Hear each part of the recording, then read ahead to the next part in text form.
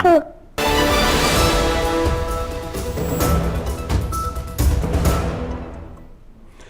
के बाद एक बार फिर से आपका स्वागत है और इस वक्त में अब बारी आ गई आज की खास चर्चा की कि क्या फ्रीडम ऑफ स्पीच पर दोहरा मापदंड अपनाया जाता है। लगातार धार्मिक भावनाओं को आहत करने वाले और देश की छवि खराब करने वाले ऑल्ट न्यूज के मोहम्मद जुबैर को दिल्ली पुलिस ने गिरफ्तार किया तो कांग्रेस नेता राहुल गांधी ने कहा यह विरोध की आवाज बंद करने की साजिश।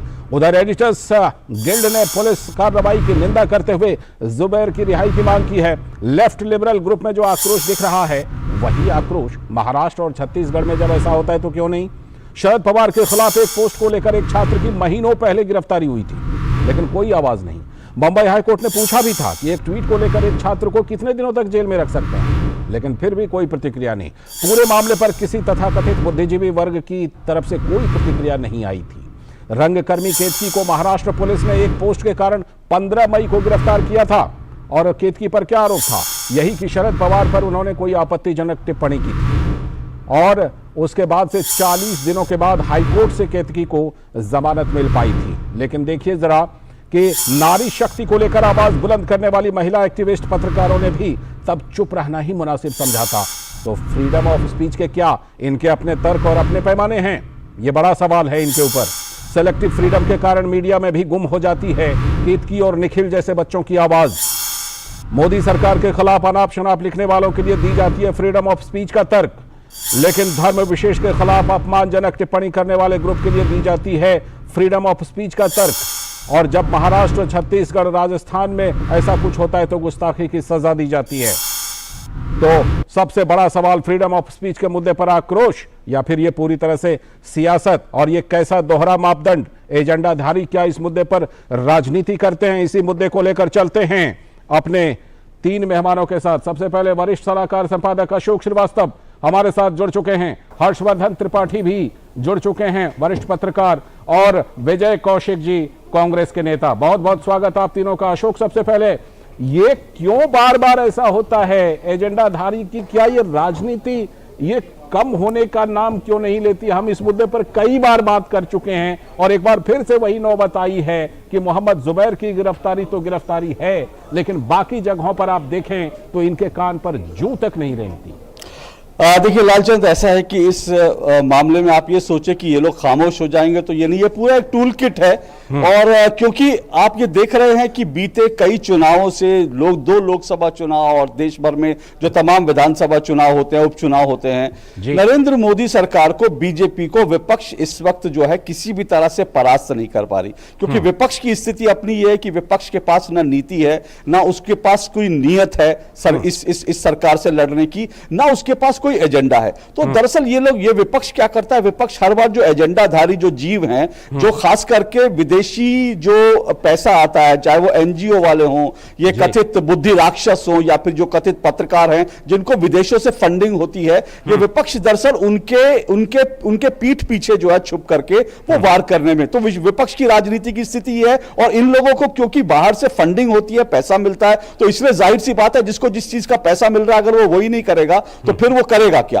तो इसलिए उनको ये करना है। लेकिन ये देखिए पूरी तरह से डबल स्टैंडर्ड है। मैं हमेशा मानता हूं कि भारत में अगर आप बात करें मानवाधिकारों की बात करें या फिर यहां पर फ्रीडम ऑफ एक्सप्रेशन की बात करें, ये दरअसल सीधा सीधा एक एजेंडा है कि जब इसको निकालना हो, मतलब आपने हैट में जो एक खरगोश छिपा रखा है, जब आपको निकालना होता है इसको निकाल देंगे, जब होगा वैसे दबा के बैठ जाएंगे। अभी आपने केतकी चित्रे की बात की, महाराष्ट्र के एक छात्र की बात करी जो जिसको हम पहले भी चर्चा कर चुके हैं। लेकिन आपने साद अंसारी का नाम सुना है? मतलब यहां पर जितने लोग एजेंडाधारी जो कह रहे हैं कि मोहम्मद जुबैर की गिरफ्तारी पर छाती पीट रहे हैं, वो साद अंसारी का ना उन्होंने नाम सुना होगा ना उनको पता होगा। साद अंसारी एक 18 साल का युवक है जिसने सिर्फ अपने फेसबुक पोस्ट पे यह लिख दिया था कि नुपुर शर्मा ने क्या गलत कहा। उसके बाद महाराष्ट्र में उनके घर के अंदर घुस करके कुछ लोग उनको घर से खींचते हैं, पिटाई करते हैं। बीते 18 दिन से सोचिए, वो साद अंसारी, वो लड़का जो है जेल में है, उसकी फ्रीडम ऑफ एक्सप्रेशन नहीं है, लेकिन मोहम्मद जुबैर की फ्रीडम ऑफ एक्सप्रेशन जो है जरूर निकाल आती है।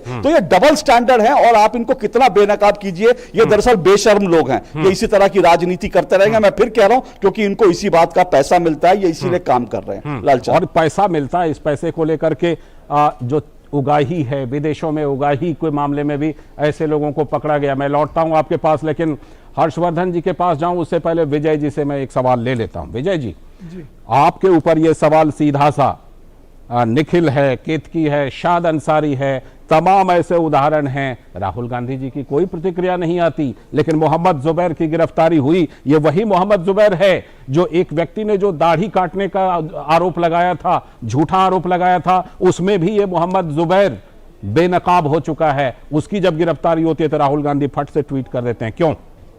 देखिए, राहुल गांधी जी तो सीधी बात कह रहे हैं आज देश में कि सरकार को इस फ्रीडम ऑफ स्पीच को लेकर एक कानून बना देना चाहिए, जिससे कि जनता के सामने सारी स्थिति स्पष्ट हो जाए कि किस मामले में गिरफ्तारी होनी है, किस में नहीं। ये तो केंद्र सरकार की गलती है। ठीक है। उन परिस्थितियों में जब जनता आरोप लगाती है कि उनकी आवाज दबाने के लिए मोदी सरकार गलत काम कर रही है, तो राहुल जी उस आवाज को उठाना जरूरी समझते हैं।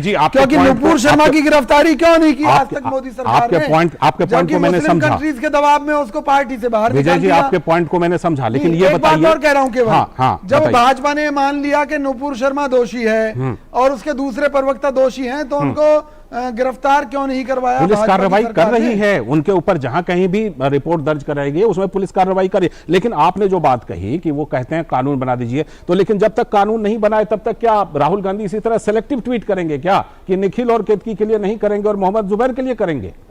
देखिए, कई बार क्या है कि बड़े नेता किसी नजरिए को लेकर ज्यादा संवेदनाएं दिखा देते हैं, किसी को लेकर कम संवेदनाएं, क्योंकि कई बार संवेदना में फर्क है, पहुंच नहीं पाती कर रहे हैं। लेकिन मैं एक चीज का विश्वास दिला सकता हूं कि राहुल गांधी जी किसी जाति विशेष से जुड़े हुए नहीं हैं, किसी जाति विशेष के पैरोकार नहीं हैं। अच्छा। वो देश के लोकतंत्र में आस्था रखते हैं, सर्वधर्म सद्भाव में भरोसा विजय जी, मैं सिर्फ एक बात कह दूं, विजय जी सुनिए, मैं सिर्फ एक बात कह दूं, अगर राहुल गांधी जी जो है फ्रीडम ऑफ एक्सप्रेशन के इतने बड़े मसीहा हैं, या राहुल गांधी जी जो हैं किसी धर्म को, किसी जाति को लेकर के वो भेदभाव नहीं करते, तो इन्हीं राहुल गांधी जी ने कहा था कि मंदिरों में जाने वाले लोग जो है लड़कियां छेड़ते हैं। जरा ये किसी और मजहब के बारे में, किसी और धर्म स्थल के बारे में अगर उनमें हिम्मत है, साहस है, तो जरा कहकर दिखाएं कि उस धर्म स्थल में जाने वाले लोग लड़कियों को छेड़ते हैं, जरा कह के दिखाएं। नहीं, उस समय राहुल गांधी जी को यह कहा गया था कि जो मंदिर जाने वाले लोग हैं उनमें कुछ असामाजिक तत्व, वो दूसरी जाति के भी हो सकते थे, वो घुस जाते हैं हर जगह हो सकते और हिंदुओं की बहन बेटियों को छेड़ते हैं। तो उन्होंने उस संदर्भ में कही थी, लेकिन आज चूंकि मीडिया मोदी सरकार के दबाव में हो, इसलिए उनकी हर बात का अनर्थ बनाकर पेश कर दिया जाता है समाज में। मीडिया पर ये भाजपा की आईटी सेल का खेल है, जिसका खामियाजा आईटी सेल आज की तारीख में सबके पास है, इसलिए सब अपनी अपनी बात रखते हैं। हर्षवर्धन जी के पास चलता हूं। हर्षवर्धन जी, जिस तरह से ये देखने को मिल रहा है, बड़े अभी तिल मिलाए हुए लोग हैं, एडिटर्स गिल्ड फर्रे लिख रहा है, चिट्ठियां लिख रहा है, नेता प्रतिक्रिया दे रहे हैं। हर्षवर्धन जी, यही है वो इकोसिस्टम जिसकी बार बार बात होती है, जिसको हम कहते हैं कि ये जो लुटियन जोन का इकोसिस्टम है, उसी का ये रंग दिखाई पड़ता है, उसी में एडिटर्स गिल्ड भी शामिल हो रहा है और होता रहता है बार बार। देखिए, इस पर मैं सबसे पहली टिप्पणी तो यही करूंगा कि क्या मोहम्मद जुबैर पत्रकार है क्या? और अगर पत्रकार है, यही बड़ा सवाल है एडिटर्स गिल्ड पर। ऑल्ट न्यूज के पहले कहां काम किया, किस संस्थान में काम कर रहा था, कहां से उसने पत्रकारिता की पढ़ाई की है, और कौन सी रिपोर्ट है जो किसी के ध्यान में आती?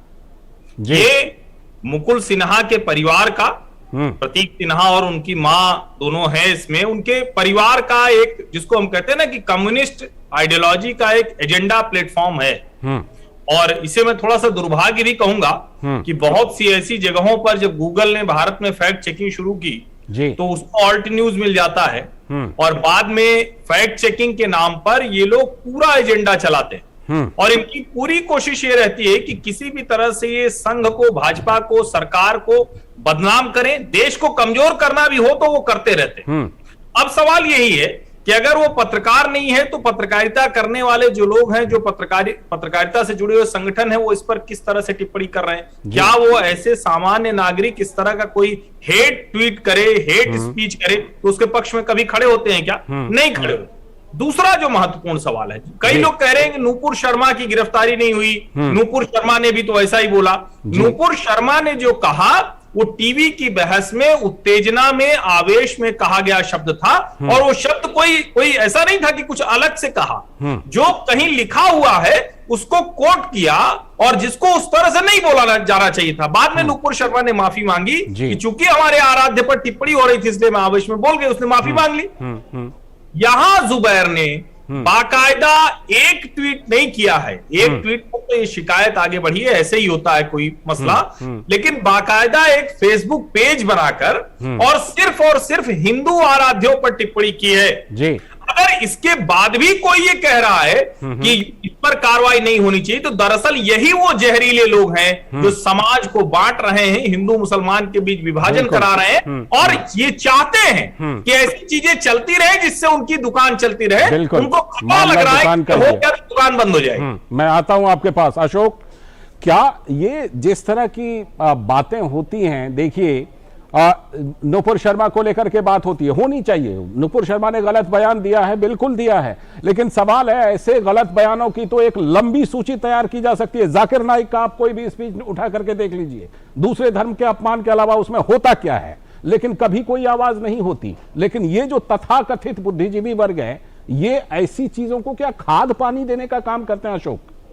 देखिए, जाहिर सी बात है, क्योंकि इनका सबका एजेंडा हिंदुओं के प्रति, ये लोग इतने जहर से भरे हुए हैं, इतने नफरत से भरे हुए हैं। आप देखिए ना, असदुद्दीन ओवैसी जो है लगातार नुपुर शर्मा की गिरफ्तारी की मांग कर रहे हैं, लेकिन उनके खुद के भाई का नुपुर शर्मा के बयान से कहीं पहले का एक भाषण जो है वायरल है, जिसमें वो हिंदू देवी देवताओं का मजाक उड़ाते हैं, कहते हैं अरे मैंने किसका नाम ले दिया, मेरी जबान खराब हो गई, इनके पता नहीं हिंदू देवी देवताओं को कैसे कैसे नाम होते हैं, मजाक बना रहे हैं वो। तो वो असदुद्दीन ओवैसी नुपुर शर्मा की गिरफ्तारी की मांग करते हैं, और उनकी गिरफ्तारी की मांग कोई नहीं करता। अब ये नुपुर शर्मा वाला मामला है, नुपुर शर्मा ने जो कुछ आवेश में जो कुछ कहा डिबेट में, वो इशू खत्म हो गया था, लेकिन उस इशू को किसने इंटरनेशनल इशू बनाया, किसने इस इशू को लेकर नफरत का एजेंडा खड़ा किया, ये वही मोहम्मद जुबैर था। मैंने कहा वो डिबेट जो है हुई, खत्म हो गई, लोगों को, बहुत सारे लोगों की जानकारी में भी नहीं था क्या हुआ क्या नहीं हुआ। आवेश में नुपुर शर्मा ने बोला और उन्होंने कहा कि मैंने अपने बयान वापस लिया, लेकिन उसको लेकर मोहम्मद जुबैर ने जिस तरह से पूरी दुनिया में एक एजेंडा नफरत का फैलाया,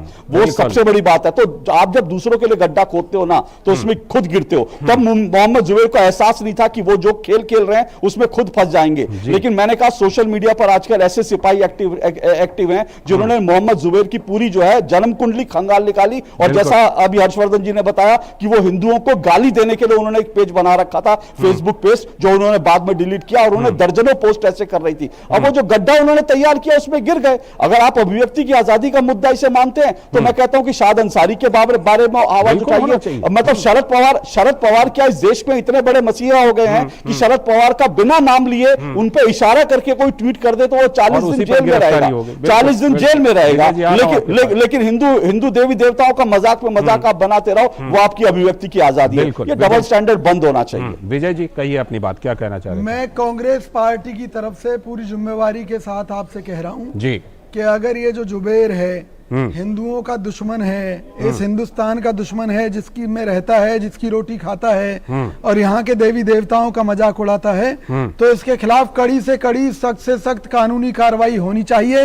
लेकिन सरकार को अपनी नीति स्पष्ट कर देनी चाहिए कि किसी भी मजहब का अपमान कोई भी करेगा उसको सजा मिलेगी ही मिलेगी।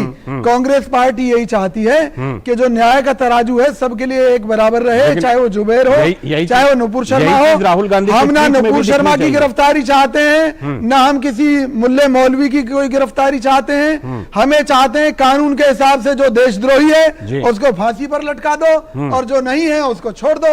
उसके साथ गलत नहीं होना चाहिए किसी भी व्यक्ति के साथ। राहुल गांधी भी यही चाहते हैं, और आने वाले समय में हम इस बात को साबित भी कर देंगे। चलिए हर्षवर्धन जी, आपसे एक टिप्पणी इस मुद्दे पर कि जो विपक्ष है, जो पूरा इकोसिस्टम है, वो बार बार ऐसे मुद्दों को लेकर के आता है और कुछ ना कुछ उसको कामयाबी मिल जाती है, क्योंकि वो ऐसी हवा खड़ी कर देते हैं, ऐसी कामयाबी भी ना मिले, इसके लिए क्या होना चाहिए हर्षवर्धन जी? आज सोशल मीडिया का जमाना है, क्या करना चाहिए जिसकी वजह से इस तरह के लोगों को इतनी भी कामयाबी ना मिले एजेंडा चलाने में? देखिए, बहुत स्पष्ट है कि एक तो सरकार को सोशल मीडिया के नियमों को बहुत सख्त करना होगा, और एक बराबर वो लागू हो, ये भी होते हुए दिखना चाहिए जी। जब नहीं लागू होता है तो बहुत से लोग अगर ऐसी टिप्पणियां करके निकल जाते हैं तो फिर दूसरे को एक साहस मिलता है कि उसको कहें कि बहुत लगता है कि ठीक है हम भी कर देते हैं, थोड़ा फेमस हो जाएंगे, कुछ नाम हो जाएगा। और जो यहाँ सबसे बड़ी चीज है कि क्या जो सार्वजनिक जगहों पर, बड़ी जगहों पर लोग बैठे हुए, बड़ी जगहों पर मतलब सोशल मीडिया में इन्फ्लुएंसर हैं, किसी टीवी चैनल में है, किसी अखबार में है, किसी जगह पर संपादक रहे, अब नहीं है लेकिन उनके फॉलोअर हैं, क्या ऐसे लोग लगातार झूठ फैलाने का काम कर रहे हैं? और अगर कर रहे हैं तो उनके ऊपर कोई कार्रवाई हो रही है क्या? अगर ये कार्रवाई होना शुरू हो जाएगी तो निश्चित तौर पर इसको रोक लगाने में आसानी होगी। बिल्कुल, ये कार्रवाई होगी तभी ये रोक लगेगी। और वही सवाल, हाँ लालचंद, एक छोटी सी बात कर दो। विजय जी ने बहुत बढ़िया बात की कि जो इस तरह की बात करे उसको जेल में कर दो। तो विजय जी, सबसे पहले तो मुझे लगता है कि कांग्रेस के करीब कुछ नहीं तो कांग्रेस के ही अपने 20-25 नेता जो है अंदर हो जाएंगे, क्योंकि प्रधानमंत्री, अगर शरद पवार को गाली देने के लिए आप 40 दिन तक जेल में रह सकते हैं, गाली देना नहीं, शरद पवार के खिलाफ लिखने के लिए, तो प्रधानमंत्री नरेंद्र मोदी को तो 80 गालियां दे चुके हैं, 80 गालियां दे चुके हैं कांग्रेस के नेता। तो फिर तो 40 से ज्यादा नेता जो मुस्लिम हो, सर, नरेंद्र मोदी हो, कि अगर चाहे विजय कौशिक हो, विजय जी, कानून का तराजू बराबरी से, कानून का तराजू बराबरी से तोलिए, बराबरी से तोलिए। ये नहीं है कि मोहम्मद जुबैर के लिए राहुल गांधी ट्वीट करे, खेत की चितले पे खामोश हो जाए, और शाद मोहम्मद जो है अंसारी के लिए जो है राहुल गांधी नहीं होना चाहिए, डबल स्टैंडर्ड नहीं होना चाहिए। हमारा आज का एजेंडा है कि सेलेक्टिव नहीं होना चाहिए। बहुत बहुत शुक्रिया अशोक आपका भी, हर्षवर्धन जी आपका भी, विजय जी आपका भी जुड़ने के लिए। लेकिन ये सवाल तो बिल्कुल बाकी है कि क्या एजेंडाधारी बार बार ऐसे मुद्दों पर राजनीति करते हैं? आगे भी ये सवाल हम पूछते ही रहेंगे। फिलहाल वक्त है एक ब्रेक का।